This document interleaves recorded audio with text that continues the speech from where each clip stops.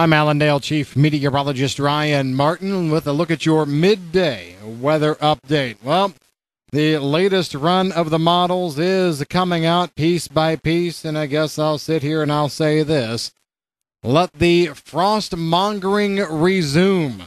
After the overnight's GFS model kind of moderated temperatures a little bit, the latest run that's starting to come out is showing another push of colder air back in. The GFS has been the coldest model of all of them up to this point, and I guess this morning decided it did not want to disappoint.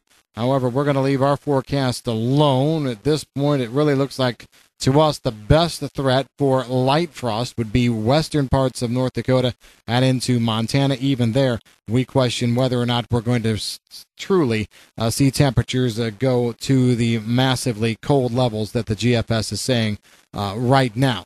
So we'll just be right up front and say, you know what? People are going to keep talking about this. They're going to bring it up, and the trade may even try and pay attention a little bit, although it seems to this point they haven't picked up on it yet.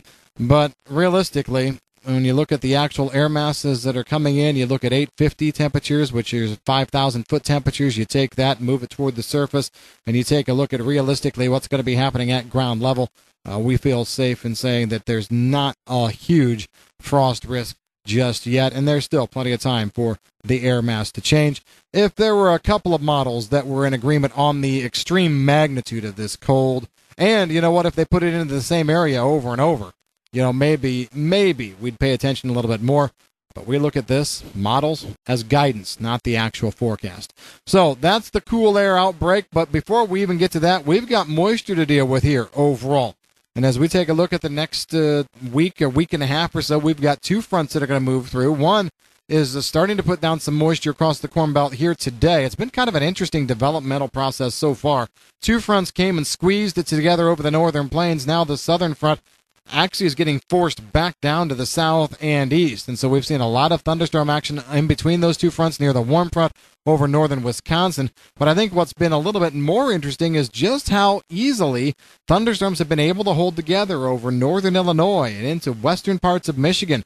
Honestly, by the time we made it to midday, a lot of us thought that these thunderstorms would dissipate. Now, we weren't looking for beautiful sunny weather, but there still are some pretty decent radar echoes firing off over north-central parts of Illinois. So there's some good rains in there. And we're going to be seeing better rains, I think, form along the front as it tries to push through late tonight and then through tomorrow and into early Saturday across the rest of the Corn Belt. The low with that front right now is just pushing into southwestern parts of Minnesota. So there's plenty of warm air surging northward ahead of it.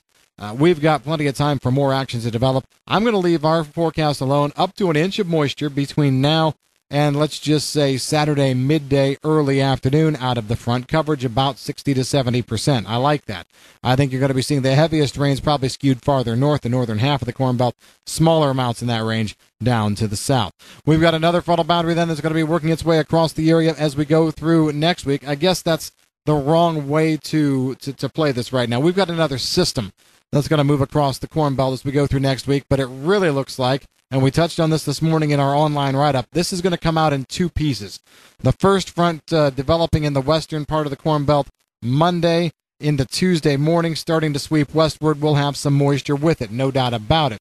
Then we've got a second front that works its way through the 11th through the 12th and 13th. That one may not have quite as much moisture with it, especially to the north, better thunderstorms down to the south, Ohio River Valley, so on and so forth. But that secondary push is what's going to be bringing the cooler air in. And that's the one that the GFS is just going nuts, going gonzo over, trying to bring the sharply colder air back in. Don't get us wrong. There will be moisture next week. I think if you look at a 4 to 5 day period combined from Tuesday probably right on up to Saturday, we're looking at rainfall totals of 0.5 to 1.5 inches. Some local 2s or 2.5s will be thrown in there. I'm mostly looking at the upper Midwest and into the Great Lakes regions for those heavier rains. But we will see that with probably 70% coverage. I like a lot of people getting wet next week with one or both of those little boundaries that come through.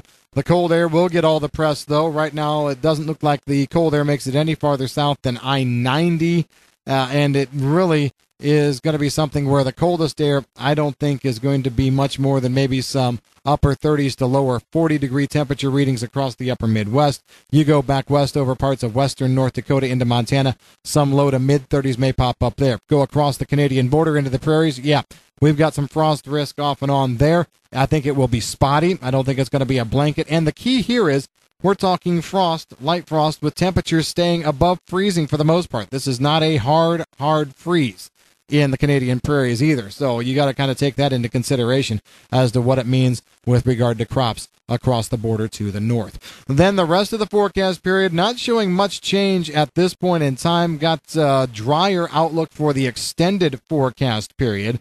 As a matter of fact, as we go from about the 14th right on through the 20th over most of the Corn Belt, we will see a little blip of moisture across the far northern parts of the Corn Belt into the Great Lakes region, probably 14th, 15th. But generally speaking, the heart of the Corn Belt going to be mostly dry through that period. That's something that crops will like after getting good rains. And we're also going to be seeing temperatures warm just a little bit, seeing a nice ridge build over the western part of the country into the middle of the country. We're definitely going to have to keep an eye on tropical moisture. Now, the tropics starting to pick up a little bit in intensity. Not seeing anything organized right now, but really liking this wave that comes off the African coast here today.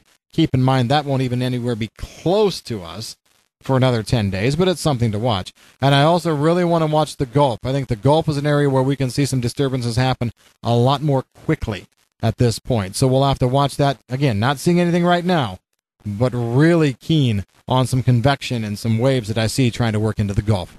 That's what we've got in your midday update. If you've got any questions on the weather, give us a shout here at Allendale. I'm Chief Meteorologist Ryan Martin.